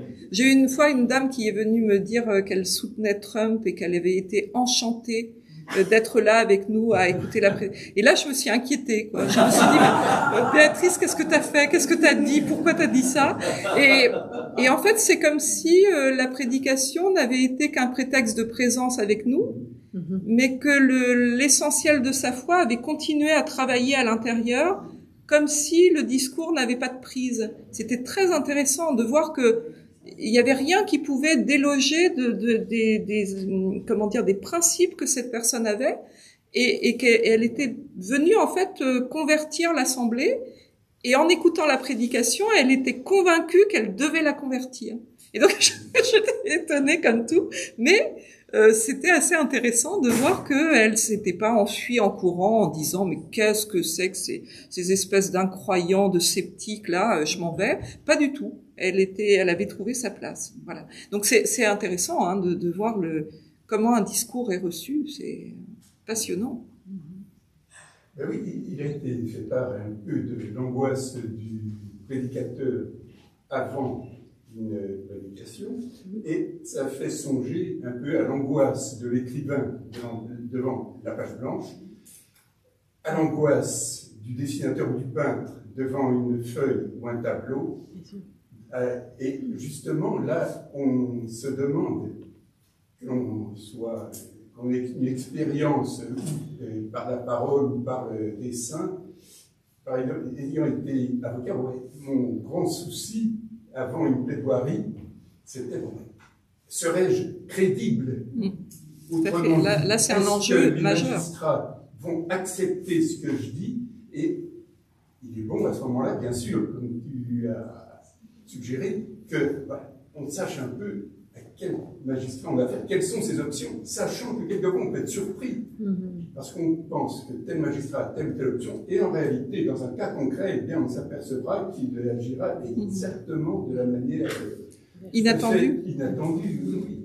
Alors, après, reste le problème, c'est d'amener l'auditoire ou le spectateur du tableau dans son propre univers, savoir si soi-même on est crédible, on se sent bien, si on croit en ce qu'on peint, si on croit en ce qu'on dit, et si on y croit, la sincérité, il n'y a pas que la sincérité qui peut payer, évidemment, il y a une foule d'éléments extérieurs qui nous échappent bien sûr. Totalement, mais quelque part, il y a aussi une angoisse quand on veut dessiner comment les gens vont dire c'était mon tableau, et là, il y a des émissions sur les impressionnistes, sur etc., etc. Sachant que... Il n'y a pas d'émission sur les prédicateurs, c'est dommage sur les... Quelque part, justement, je crois que c'est sous-jacent, en fait, il y a quelque chose de sous-jacent chez le prédicateur, c'est que ce qu'exprime l'artiste par le tableau, le prédicateur l'exprime à travers ce qu'il recherche de sincérité, de vérité, recherche de la vérité. Oui. Comme tout auteur, comme tout auteur, on parle d'autorité de la Bible, on parle d'autorité de la parole, mais on est à la fois auteur et celui qui pourvoit ce qu'on a. Enfin, vous voyez, on est à la fois le galériste et puis celui qui a fait le tableau, quoi. Et donc, c'est une comédienne qui me disait un jour très gentiment, mais nous, on dit des textes, mais on les a pas écrits. Alors que vous avez à écrire le texte, puis en plus, il va falloir après le dire. Et donc, elle trouvait que c'était une charge émotionnelle et de travail intense pour un moment qui n'est qu'un événement circonscrit dans le temps et qui doit pas être raté. Je veux dire, on n'aura pas de deuxième chance, quoi. Il y aura pas de cette prédication-là, c'est ce jour-là, à ce moment-là, et donc il faut que ça passe là, quoi. Et c'est intéressant de voir qu'en effet, il y a le côté happening de la prédication. C'est un moment et un événement. Et puis, en même temps, on est à la manœuvre un peu sur tous les fronts, quoi. Il y a toujours, je crois, aussi un doute quant à la manière dont le propos sera accueilli par tel, par tout le monde, par personne. Bien sûr. Mais ça, à la limite, on s'en remet à Dieu, là. Oui, justement. Il faut bien qu'il serve à quelque chose, Je veux dire, par là, il faut vraiment se libérer, et on a parfois besoin d'aide pour se libérer. Personnellement, j'ai besoin de cette aide, d'avoir une reprise extérieure pour pouvoir faire le tri dans les peurs qui sont des peurs normales, enfin je veux dire qui vont avec le métier, et puis des peurs qui finissent par vous empêcher de faire, vous empêcher de dire, et qui vont être très très difficiles à vivre en fait à la longue, quoi. Il faut tenir aussi dans le temps, et donc il faut que cette émotion là, elle vous envahisse pas à tel point qu'elle vous écrase, sinon vous n'arrivez plus à prêcher. Voilà. Et le corps lui-même en prend un coup, c'est-à-dire que vous avez la voix blanche, vous avez peur de votre auditoire, vous rentrez dans un truc mortifère, dans le dos. Ouais, voilà. Mais c'est plus la parole de vie, ça devient une parole mortelle, quoi, où vous avez tellement peur que c'est vous qui comment dire, qui êtes évanescent dans le propos, vous n'êtes plus là, quoi. Donc il faut vraiment travailler aussi là-dessus, ouais. Est-ce que c'est possible de donner un témoignage? Bien sûr. Avant d'être pasteur, j'ai été prédicateur laïque, il y a 40 ans. Et je vivais en Lorraine, à ce moment-là, et je faisais partie d'une paroisse, et le pasteur me dit, écoute, est-ce que tu voudrais pas aller dans telle paroisse? C'était le 2e dimanche de l'Avent, annoncer la bonne parole. Oui, bon, je fais, oui, on partage. C'était le texte, et voici la jeune fille concevra, elle mettra au monde un enfant qu'elle appellera du nom d'Emmanuel, etc., etc. Très bien, je fais un truc qui tient la route, enfin j'espère. J'arrive dans cette paroisse. Le dimanche matin, j'avais fait 40 ou 50 kilomètres. J'arrive dans une paroisse, ils sont 25, tous en pleurs. Alors je me renseigne, et là, une jeune femme de la paroisse avait mis au monde un bébé dans la nuit du samedi au dimanche, avait fait une hémorragie, était décédée, et il venait de l'apprendre.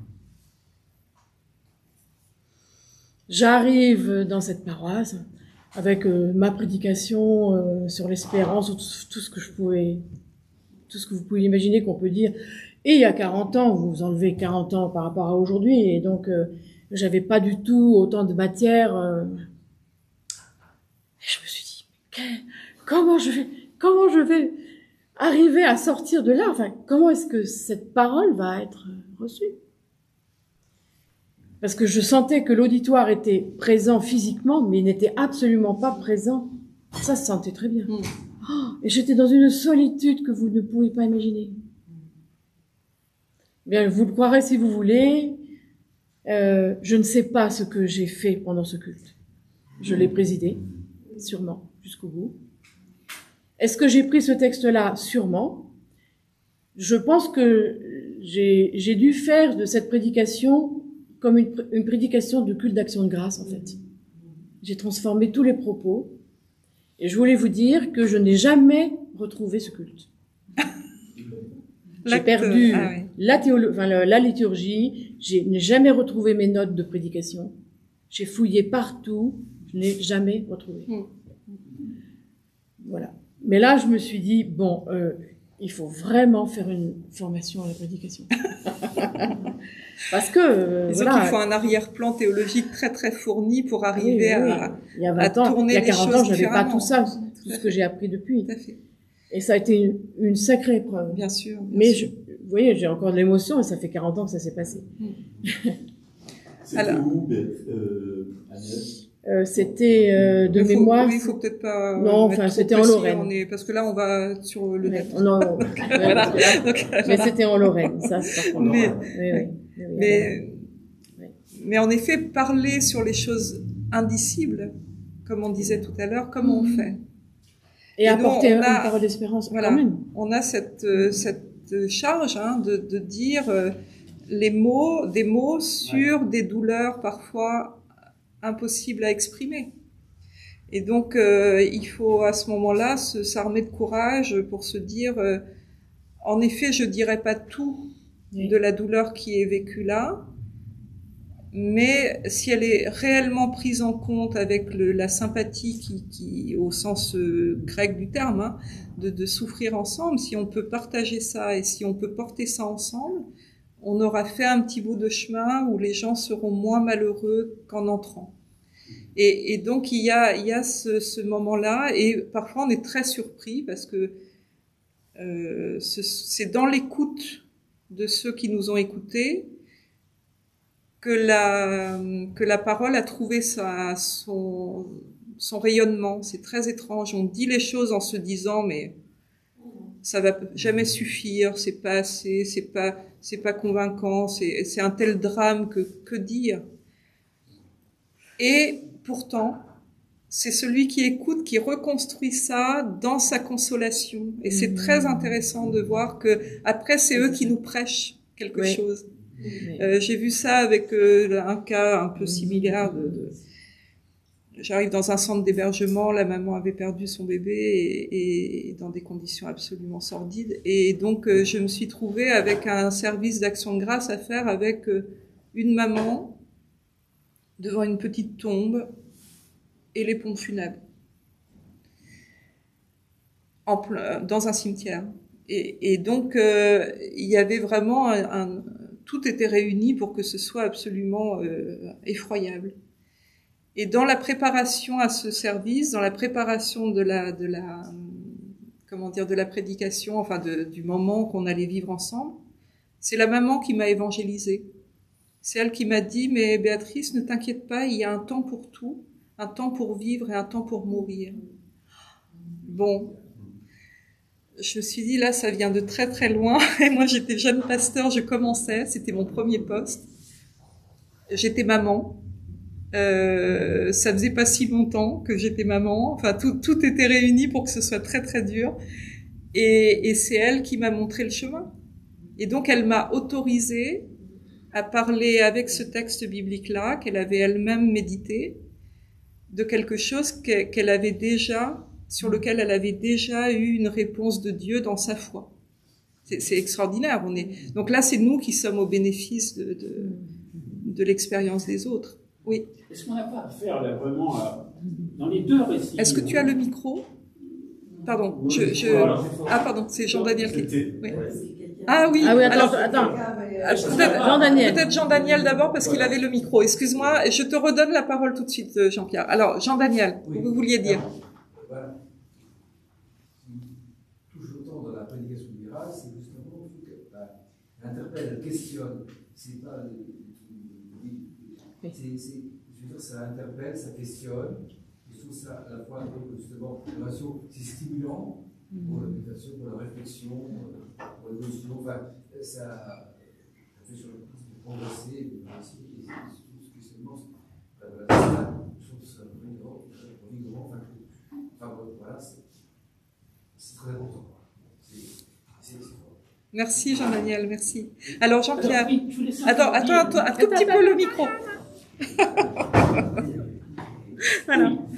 Alors, mais ça n'a pas à faire dans ces deux récits qui sont à la fois émouvants et très édifiants, je dirais dans le meilleur sens du terme, à l'essence même de ce que c'est qu'un symbole. Parce que le symbole, il mord sur quelque chose qu'on ne comprend pas. Et c'est même parce qu'on ne le comprend pas qu'on va concevoir quelque chose avec ce symbole. Il y a un paradoxe qui fait qu'il peut s'appuyer finalement sur ce qui ne parvient pas lui-même à... Ce qui lui manque. Il n'est pas dans l'évidence, le symbole, mais il va pouvoir, en accaparant l'événement lui-même, en s'en saisissant, faire quelque chose d'autre, une parole, pour quelque chose qui va nous permettre ensuite de mieux en parler. C'est la définition du symbole. C'est la définition du symbole. Il y a deux moitiés, il en manque une. Toujours. Il faut faire symbole ensemble. Ah, oui, c'est ça. Et donc, soit c'est la part de Dieu qui nous manque, soit enfin la part du divin, de ce qui nous dépasse, soit c'est la part de l'autre et de cette rencontre impossible avec l'autre qui n'est jamais exactement comme nous. On ne peut pas se rencontrer de la même façon. Et donc, il y a quelque chose dans le symbole comme ça où il y a de l'espace vide et indéterminé. Et c'est dans cette brèche-là, je pense, que se joue la présence du divin. Pour moi, c'est très, très important d'avoir cette... Je dis toujours, on remplit pas un verre plein. Il y a rien à faire. Je veux dire, si vous prêchez à quelqu'un qui sait déjà tout et qui veut affirmer qu'il sait tout, c'est pas la peine qu'il vienne. Il va venir, mais il y aura pas d'espace pour recevoir quelque chose qui vient s'insinuer dans les brèches, quoi. S'il y a pas de brèche. Et donc, il y a parfois des gens qui écoutent de cette façon-là, et là, il n'y a pas grand-chose à faire, quoi. C'est dans l'évidence. Voilà. Et c'est peut-être pour ça que dans les moments où il y a des brèches terribles, des brèches les plus ouvertes possibles, qui sont difficiles, que la prédication a le plus grand poids. Parce que on est en train d'avoir l'audace de risquer des mots pour rejoindre l'autre symboliquement, pour faire symbole ensemble, alors que ni eux ni nous ne savons qu'est-ce qui pourrait consoler, qu'est-ce qui pourrait faire du bien, qu'est-ce qui apporterait du bien sur le mal qui est en train de se vivre. C'est vraiment il y a une grande humilité de la prédication d'abord. Hein, c'est peut-être ça qu'il faut dire aussi. Hein. Il y a une grande humilité de la prédication, de ne pas savoir avant quel effet elle aura, et même les buts qu'on s'est donnés, parfois, on en a d'autres, bizarrement. Voilà. C'est ça. Donc moi, je fais l'expérience depuis plusieurs années là de la poésie en prédication, c'est-à-dire écrire les prédications sous la forme de poésie. Une chose que je ne fais pas forcément au temple le dimanche, même si certaines de mes prédications ont parfois peut-être des parties un peu plus poétiques que d'autres. Mais en revanche, sur la question justement des deuils, je pense que c'est un moment où non seulement le conceptuel ne vient pas toucher la personne qui est dans la peine, c'est pas forcément là qu'il faut faire ça. Et puis la belle parole fait du bien. C'est-à-dire que la forme même fait du bien. Et comme je sais plus, Jean-Pierre, c'est Pascal qui dit que les beaux mots font du bien ou c'est Platon. Ah non, c'est Platon. Ah oui, oui. C'est dans le Phèdre. Oui, c'est dans le Phèdre. Mal parler aux âmes, mal parler fait du mal aux âmes. Voilà, mal parler fait du mal aux âmes. Je prends plutôt dans ce sens-là, sous-entendant qu'il faut bien parler. Oui, oui. Et là, voilà. Faire des beaux effets, etc. Non. Mais avoir une parole qui soit prise sur des choses un peu difficiles, un peu compliquées, qui soient exigeantes. Alors il y a une belle parole qui doit pas être pour séduire. Il s'agit pas de ça du tout. Il s'agit plutôt de passer par un métalangage, par un autre langage qui va pas toucher d'abord le conceptuel, mais qui va toucher plutôt l'affectivité et la sensibilité. Et donc avec un service d'action de grâce, on peut par la poésie reprendre tous les motifs, toutes les images, tous les lieux, les choses particulières que le défunt aimait, qu'il a côtoyé, les espaces où il a vécu, les paysages qu'il a parcourus, reprendre tout ça et faire vivre tout ça dans une poésie permet que la résurrection ait lieu en parole. C'est une expérience très très profonde que je fais en ce moment sur cette question du deuil, parce que c'est une espèce de texte qui a sa vie après, sans chercher à faire de la haute théologie, et pourtant c'est extrêmement théologique. Il y a vraiment la question de la résurrection qui se joue partout dans ces poésies, mais avec l'envie de faire vivre à nouveau la mémoire du défunt et le rendre présent. Et je crois que c'est contraire complètement à ce que Calvin aurait voulu, parce que pour Calvin, on parle pas du défunt, je caricature à peine, hein, c'est vraiment, il faut simplement parler de Dieu, de la résurrection qu'il donne aux hommes et du Christ sauf que celui qui est dans le deuil, lui, ce qui l'intéresse quand il vient au temple, c'est le défunt. Bon, je suis désolée, mais donc, c'est là où la théologie libérale part des personnes et de l'humanité, plutôt que de partir du discours théologique et sur Dieu et sur Jésus. Je crois qu'il faut vraiment partir de l'expérience humaine et puis essayer de dire comment une parole d'espérance et peut-être une parole divine peut venir sauver ça. Ouais. Voilà. D'autres, oui, comme ça. Dans cette profondeur par les émotions, par les paroles, les ressentis, les expériences dans cette profondeur de l'humain, en fait, tout ça, et le fait de relever ou d'essayer de nommer l'innommable, on le fait renaître. Exactement, c'est ça le mouvement. Oui, c'est ça. C'est vraiment ça le mouvement de ce texte qui permet, petit à petit, je vois les sourires sur les visages. Je vois les gens qui tout d'un coup se souviennent et qui se disent mais oui, c'est vrai, on était là ensemble. Ah oui, c'est vrai, il y a cette maison familiale où il a tellement investi, où il y a eu tellement de choses partagées, Du coup, on n'est plus dans le temple, on n'est plus dans cet espace de parole comme ça abstrait. On est dans une espèce justement d'œuvre d'art à la limite où on se baladerait et où on va rechercher tous les éléments qui font que tout ça, ça ne meurt pas. Tout ça est vivant. Et donc la force du langage, c'est extraordinaire parce qu'on peut faire vivre des choses parfois enfouies dans la mémoire et qui reviennent et qui font du bien à l'âme. Et je crois que vraiment, là, il y a plein de voies à explorer dans ce sens-là, je crois.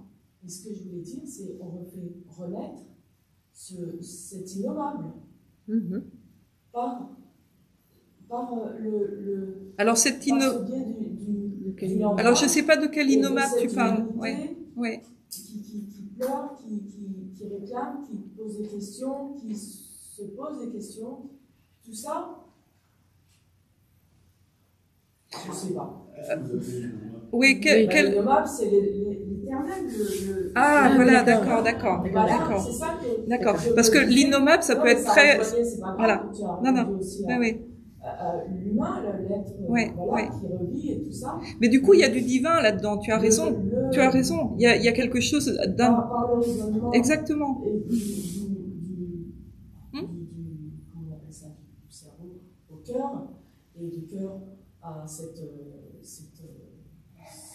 esprit qui nous a fait et qui continue à vivre, quoi.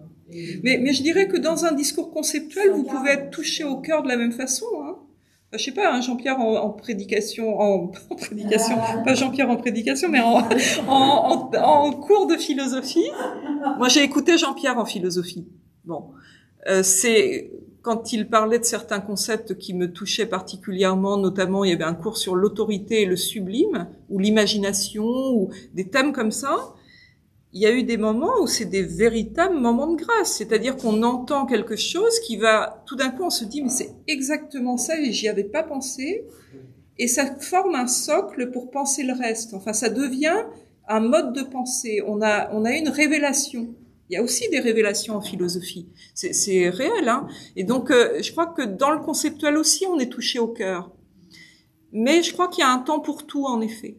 Et que le plus universel que j'ai trouvé pour l'instant pour les cultes d'action de grâce, où il y a des gens très différents les uns des autres, plein de gens qui sont pas forcément croyants, des gens d'autres religions, d'autres confessions, qui viennent dans un temple pour la première fois, qui sont jamais rentrés dans un temple et qui viennent parce que ils viennent pour le défunt, eux. Donc ils sont là pour ça. Et ben le plus universel, c'est la poésie. Enfin, je trouve que il y a une puissance de mots qui nous dépassent. Enfin, il y a quelque chose de très important là-dedans. Donc là, c'est la forme qui sert le fond. C'est un peu, hein, c'est dans ce sens-là. Voilà. Alors peut-être qu'on est un peu tardif là, non? Je sais pas. Il est 12:10. Oui, encore une intervention, oui. Tu parlais tout à l'heure de paroles habitées, de devenir prédicateur de la prédicatrice, comme temple de la rencontre, où les autres sont invités. Je sais, pour élever au symbolique ce que nous vivons dans nos vies. Ça me donnait à penser dans ces allers-retours entre l'attente et le monde, en tout cas pour moi, quelque chose de l'attente s'emporte dans le monde extérieur et que cela pouvait aussi aider à construire dans nos vies, soutenir ou créer des actes porteurs de cette symbolique qui nous a été révélée ou renvoyée, et donc de cette parole. Voilà, enfin, cette idée que l'attente, elle se continue ailleurs. Exactement. Ouais. Je parlais du nomadisme de nos vies parce qu'il y a des lieux de campement partout. Enfin, je veux dire, il n'y a pas qu'au temple qu'on vient camper là. Il y a cette tente de la rencontre, on peut la vivre ailleurs, mais là où on aura parlé de cette présence divine ou de cette présence de l'espérance, de l'amour de Dieu, de la grâce de Dieu, de l'amour du prochain, tout ce moment en particulier où on aura cherché le meilleur, c'est un peu ça l'idée. Il y a cette idée de chercher le meilleur en l'homme, il y a quelque chose comme ça. Ça va pouvoir se décliner à l'extérieur du temple. Enfin, c'est toujours ce qu'on espère, hein, qu'il y ait que quand les gens continuent leur vie à l'extérieur, ils se disent Ah tiens, faut pas que j'oublie ça. Il y a quelque chose de plus depuis la semaine dernière. Il y a un autre élément auquel j'avais pas pensé avant et qui va être important pour mener ma vie ou pour mener ma relation aux autres. Et c'est ce qu'on dit dans l'exhortation de la fin du culte. Hein.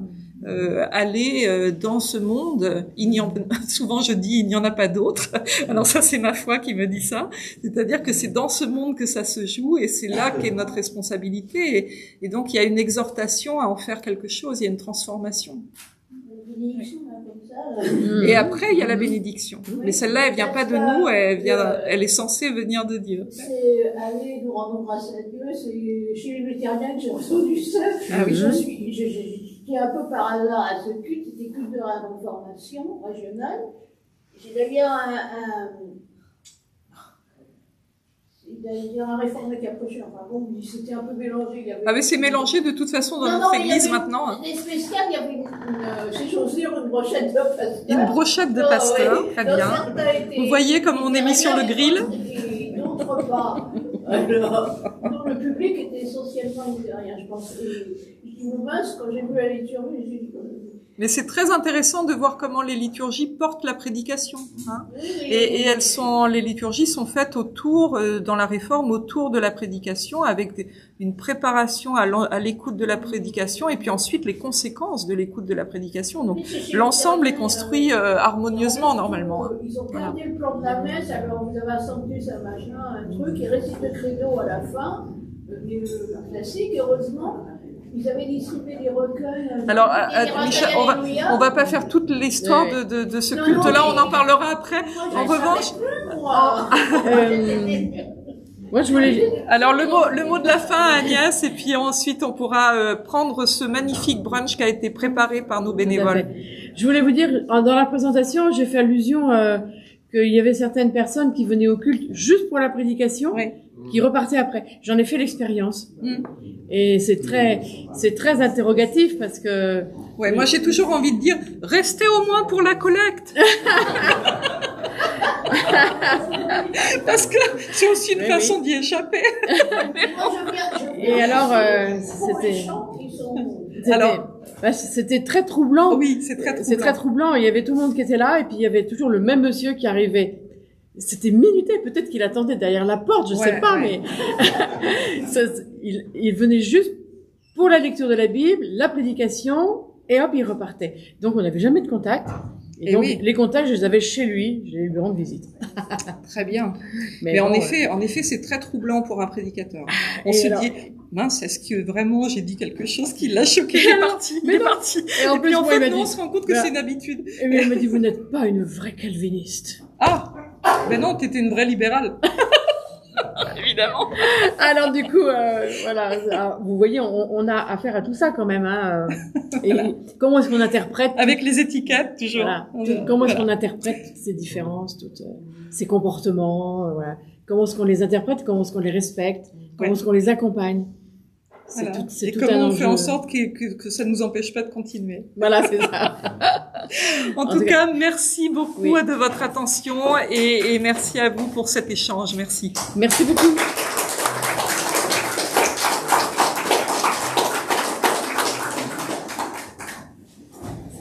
Je sais pas comment. Je crois qu'on rappuie dessus. Arrêtez l'enregistrement.